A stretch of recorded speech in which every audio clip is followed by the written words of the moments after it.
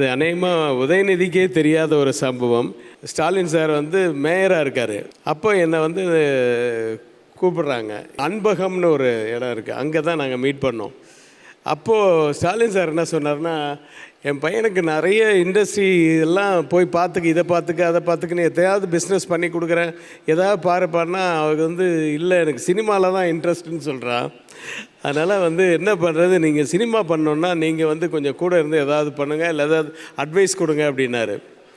அப்போ நான் வந்து சொன்ன அட்வைஸ், சார் நீங்கள் வந்து சின்ன சின்ன படங்கள்லாம் பண்ணுறது விட்டுருங்க சார், நீங்கள் வந்து முதல்ல பெரிய படங்கள் ஆரம்பிங்க. கமல் சாரோ இல்லை விஜய், ஏன்னா எஸ்ஏசி வந்து அப்போது டிஎம்கேலேயே இருந்தார்னு நினைக்கிறேன் அந்த பீரியடு. அவர்கிட்ட சொன்னால் விஜயோ உங்களுக்கு டேட்ஸ் கொடுக்க போகிறாங்க, அதை வச்சு நீங்கள் ஆரம்பிக்கலாமே சார்னு சொன்னது. அப்படி ஆரம்பிக்கப்பட்டது தான் இவருடைய படம், முதல் படம் விஜயோட.